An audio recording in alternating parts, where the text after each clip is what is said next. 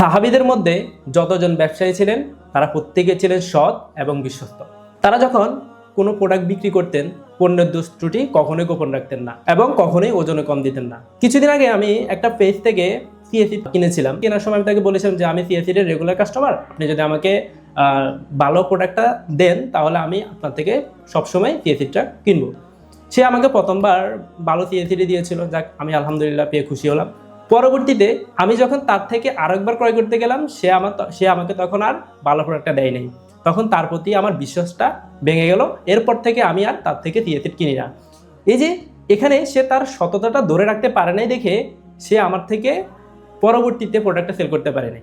তা আপনি যদি একজন বিক্রেতা হয়ে থাকেন বা বিক্রয় করার চিন্তা ভাবনা করেন, তাহলে সবার আগে সৎ হওয়ার চিন্তা করুন। যদি আপনি সত্যিকারের সততার সাথে ব্যবসা শুরু করেন বা ব্যবসা করেন, তাহলে আল্লাহ আপনাকে এত বেশি বাড়িয়ে দিবেন আপনি কল্পনা করতে পারবেন না। এবং আখিরাতে ইনশাআল্লাহ আপনি নবীদের কাতারে, শহীদদের কাতারে চলে যেতে পারবেন।